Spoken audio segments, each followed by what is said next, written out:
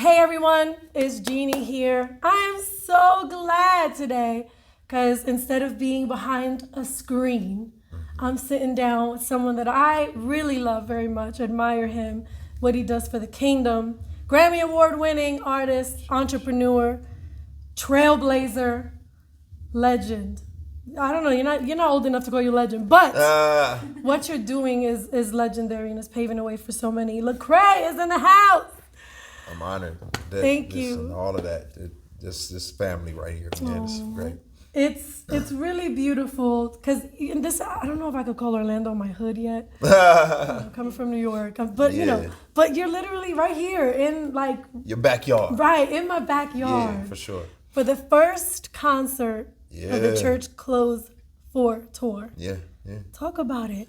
It's crazy. It's a little surreal to be, still able to do this, to still be out, to still be introducing the world to new music and younger talent. And, so it kind of feels like, I don't know, it's like, I'm honored to just still be in the place that I'm in right now and just to be able to still be here. Yeah. That's beautiful. I think what I love about you is that, a lot of times when we look at artists or people that are trailblazing and stuff, you see them, like they're always at the forefront. You do a really good job at making sure the whole team, like everybody's eating, everybody's shining, everybody sharing their gifts.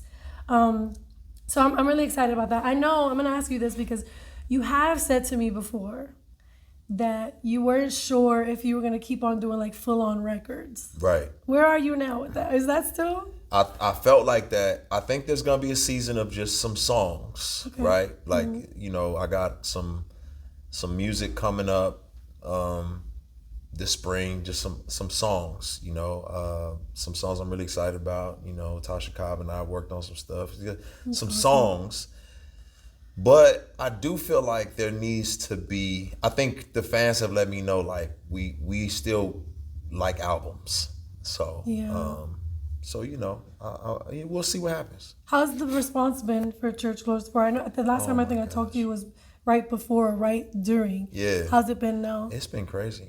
Yeah. I really was blown away. I think other people were like, they kind of were like, is there still gas in the tank? And I was like, yeah. It's fire. I really like it. Yeah, I appreciate it. Yeah, so I've been really encouraged and excited about it. Of course, I'm always excited to introduce, people to new talent, new artists, and different things like that, and just to push myself.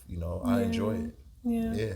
Well, you ain't done yet. I guess, clearly not. Not. Yeah. Right. So I heard you talking in an interview about just you saw Kanye and how he was doing, spent all this money for a tour, and then with the Anomaly tour, like you really put out a lot of money. Right. Let's talk about God's math, right? Because we know that what we put out, even if we don't make it up in the natural monetarily, we know that there's a spiritual component. So talk a little bit about that. I mean, people might not even know what I'm talking about. Yeah. But I would love to just, because I think that's a great lesson for people to know what you put out for God never comes back void. Yeah. I used to always, I used to have this thought process, especially when I was a younger Christian, of like,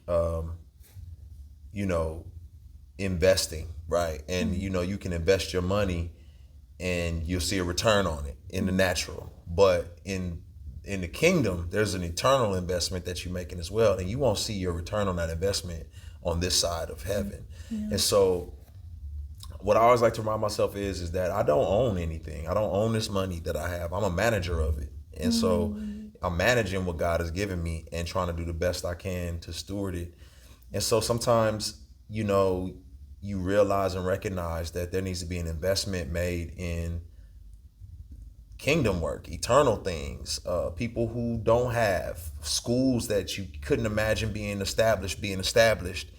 And, you may not see the return on investment financially, but you'll see it in other ways, and ultimately you'll see it, on the other side, and I think that's what we got to realize is God is going to reward us and people don't look forward to those rewards, but that's something to look forward to. Yeah. And so I'm stacking up my chips for the next life. Yeah.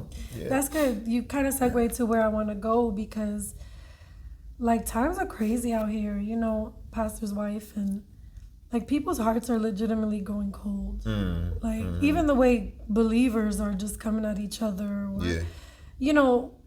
And then I understand it's hard to stay encouraged, but Right. like you said, Right. you have to kind of keep that eternal focus. That's right. I would love for you, Lecrae, to share, because I know there are people that are probably teetering on their, on the fence with their faith. People just fed up with church, fed up with, just people. Yeah. How do we keep our hearts from growing cold? I think one of the things that I've had to realize and find encouragement in is that this is not, I think a lot of times we look at our faith journey as like, just a sprint. It's like, all right, we just got to run. Come on, y'all. We're going to run. And you're going to burn out like that. You have to be prepared for a long marathon. And in doing that, it takes endurance, it takes prayer, it takes recognizing and realizing that there's going to be some bumps and bruises in the road along the way, and you prepare yourself. And the thing about a marathon is if you start looking at it from the standpoint of like, oh my gosh, there's so much further to go. Like we may live another 60 years, right? And it's like, oh, so much further to go. Right. But what we have to realize is what God says in the scriptures is that, he's a lamp to our feet. And a lamp in that ancient time period was just enough for you to see the next step. So all we just need to focus on is the next step. Just next step. Don't get discouraged and overwhelmed and like, oh man, it's too much. I can't take it all. Next step. So good. Just sit. Just focus on the next step and be encouraged every step after that. You gonna preach? I don't know about all that. Nah, come on. I can see. Every time I talk to you, I literally feel that way because you really, God deposits jewels in you. I feel like I feel preach is a good term. Like I can see myself preaching, not pastoring. Got it. You know what I mean? Oh like to God. shepherd Trust God's me. people is a different task. The whole But beast. You hear me.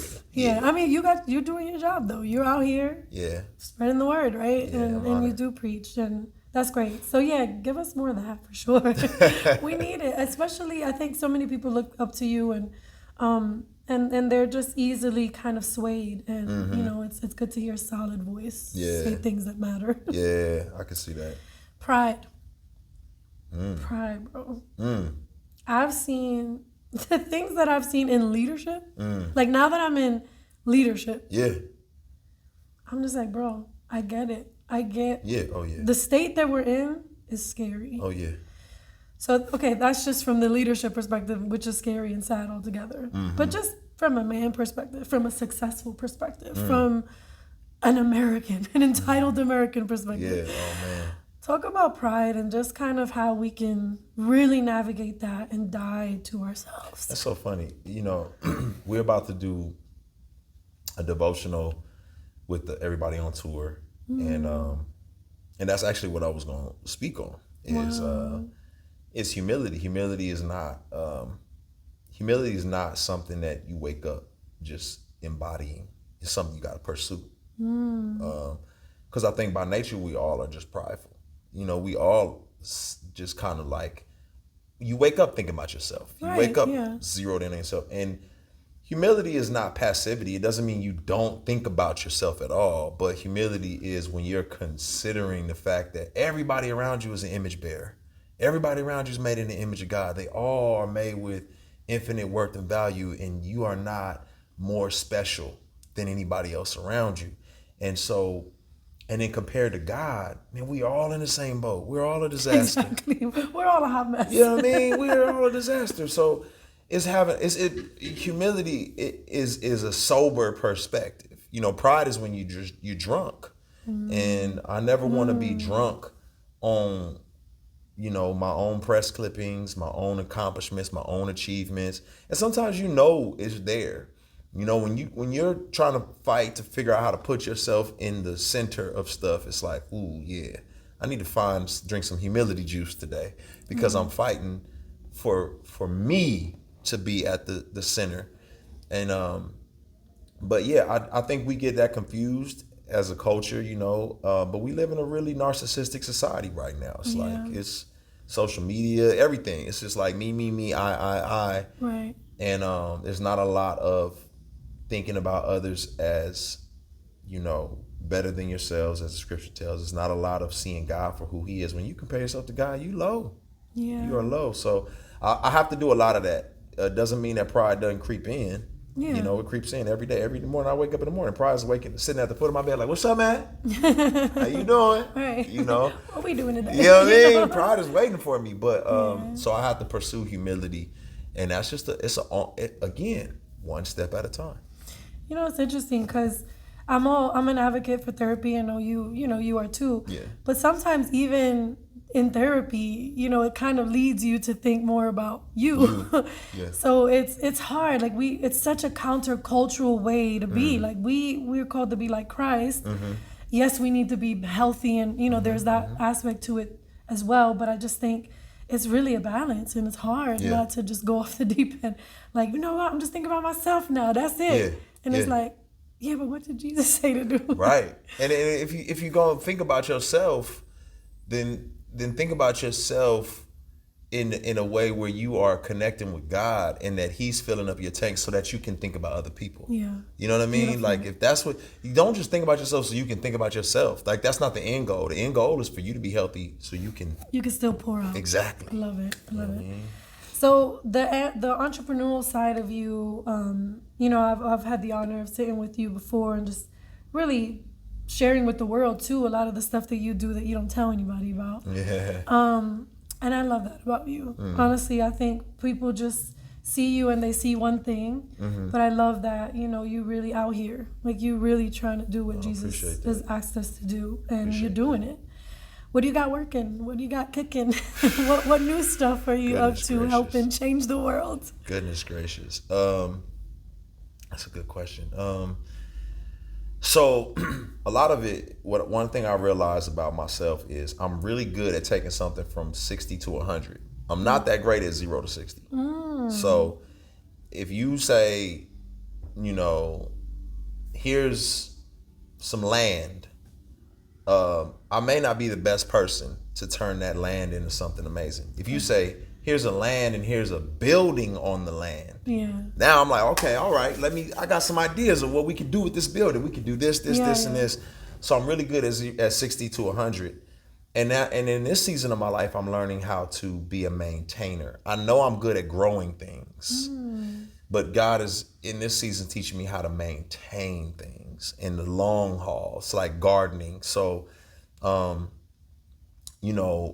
it's always kind of like, what are you starting? What you got going? What's the new thing? And right now in this season, it's like, hey, Peace Preparatory Academy, the school that, we established 6 years ago. Wow. Like, what's the maintenance looking like? What are we doing this year that's different from last year? Okay. And how are we investing in these kids? So this year we're taking them to a Christian sports camp called Kids Across America. And just like, hey man, this summer I want to rent a charter bus and take all of y'all and get y'all poured into and let y'all experience some life and some love and some care. Wow. And then also, raising kids teaches you a lot about maintenance. Yes. It's like, I gotta be in this for the long haul. This is not an overnight thing. Wow. So that's really kind of the season I've been in, and then just preparing a lot of the younger artists right now. Like, I'm trying to get them to think more about the business of music and not just about the art of music, because a lot of people, no one really taught me.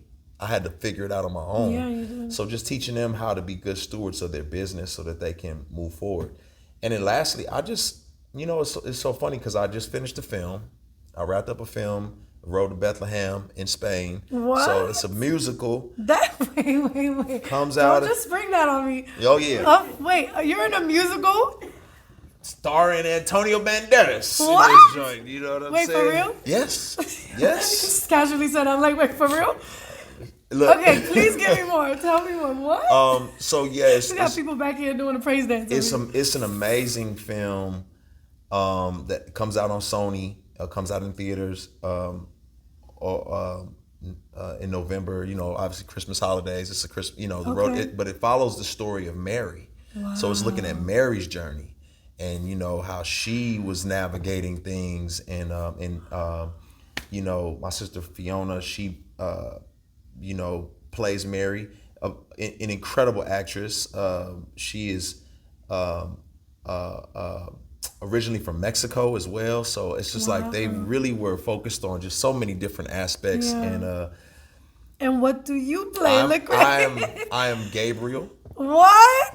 You Gabriel. Are the angel? I deliver the most important news in the world. Yes, you did. You know what I mean? So. Oh my gosh! So you did it already? Did you shoot? We already shot it. We shot it in Spain. Wow, how was it? It was amazing, man. Did you have to sing, rap? Of course, I had to sing. What? I had to use the singing chops. Wait, Lecrae was singing. I had to use the singing chops. I had to get in there a little bit. I can't even wait. So I'm like I had to take acting lessons.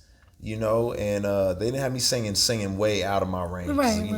I can't be moving too far out of my range. You still got the cadence, a little swag in the song. But yeah, it was a phenomenal experience, and I really enjoyed it, and it made me say, okay, I enjoy acting.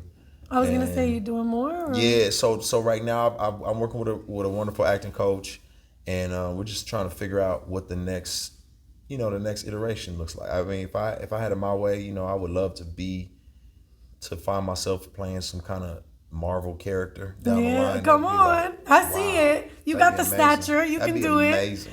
But put it out there. One step at a time. One step at a time. That's amazing. Yeah. Oh, and you can write your own stuff too, That's true. I would love to see your life played out. Well, I can't give that away, but you never know. Oh. You never know. He said, I can't give that away. You never know. We'll see. Well, I love it. Lecrae, thank you. You're always a blessing to talk to. I love your heart. I've always loved your heart. Appreciate that. Anything else you want to share with us? Man, I'm just appreciative of you. I appreciate your faithfulness, consistency, and the way that you are able to cover so many different aspects of, the faith and art, culture, music, everything. It's a blessing, and I appreciate you, man. We're, I'm not me without you, and vice versa. We all work together. So beautiful. Love it. Thank you so much. Can't wait for the concert tonight. It's gonna be crazy.